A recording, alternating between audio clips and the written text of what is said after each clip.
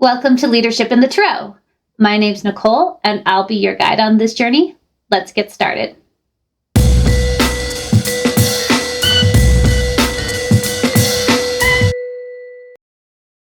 Welcome back, friends. This week, we are talking about our intuition.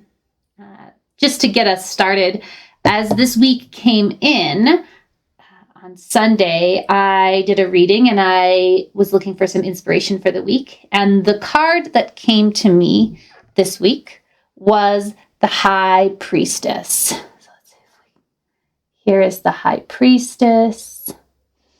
And the High Priestess is talking about our inner knowing and our knowledge. And so that inspired me to seek out a book I feel really encompasses that. And so what I was reading this week was Untamed by Glennon Doyle. Untamed is one person's journey towards that path of getting to the inner knowing and challenging and questioning the other ways of being that we have been socialized into doing. And so what does it mean to look inwards, and what does it mean to get to know yourself? And so, again, that is the book that I was reading this week that helped continue to guide some of the inspiration. And so, while Untamed isn't what I would call like a leadership book in that very formalized sense, I do think that it talks a lot about personal leadership and how we can look at how we move through the world in all kinds of spaces, in our personal lives, in our professional lives, in our relationships, in our political lives.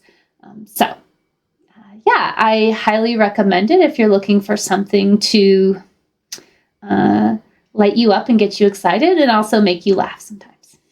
So we will move into our card. As I said, it's the High Priestess. And while the High Priestess may have some feminine connections to it, and it is about feminine energy, our divine feminine connection, it doesn't necessarily have to be for people who identify as female. In the feminine energy, what we're talking about is our intuition. Rather than focusing on our intellect and our thinking, we're focusing on our feeling, what we have going on inside and what we are feeling that's guiding us internally. So when it comes to the High Priestess and leadership, I think what it really is a beautiful invitation into saying, okay, what is it that you need to tap into to make an informed decision right now? What is a decision that you can make right now that is aligned with yourself? And I think it's a really beautiful invitation. And I also think it's a very hard invitation. And there's a whole piece with the High Priestess in that there's this veil that's separating the conscious and the subconscious worlds, and that only those who are ready can enter into the subconscious world. And I think that's really true, because so many of the ways in which we move through the world are formed and are deeply, deeply built into how we see the world. And so sometimes it can be really hard to understand or to identify what is your intuition, because it's become so convoluted with what you think you know, what you think you have inside, what is that feeling that really honors you? You're just not sure because you haven't given it the time or the space to actually think about, what is my intuition telling me? Because there's all of these other messages that are around us that are making us question or be uncertain about what it is that we really want. And so there are a few invitations that the High Priestess invites us into in order to better connect with our intuition, with our, perhaps what we're going to call the divine feminine energy. And those things are making time for inner reflection, making time for solitude and connecting with yourself, making time to create, and really focusing on going inward to get to know yourself and setting that aside from who you think you need to be. And again, I think this is really important when we're talking about the world of leadership and many of the models that we have for ourselves around what does it mean to be a leader. It is, there are so many mindsets, mental models that have been created for us about who we think leaders are supposed to be, what they're supposed to sound like. And this invitation from the High Priestess is to say, hey, first acknowledge those. It's not about fully rebelling against them and doing the opposite. Well, first there's a space of like, okay, acknowledge that's the thinking world. Those are the things that we have. Now, pause, reflect. Are those the models that feel true to you? Really sit with them. Are those things that I really believe? Or are those maybe things that I have been told I should believe? What is the benefit of me believing those things? Is there another way of being that is true to me? And so, how do we get there as leaders? I think one of the most important things that we can do is to invite ourselves away from being reactionary. Reaction. Quick solutions is another way that I see it happening in the working world, in the leadership world. We're presented with a problem and we immediately seek a solution. And so we go right to our thinking brain and we come up with a fast solution. And what do we know about those solutions? Oftentimes those solutions just create more problems.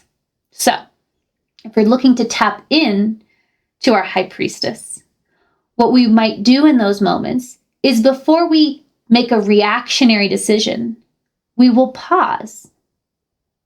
We will slow down and we will ask questions to better understand what it is that we're seeking to solve for.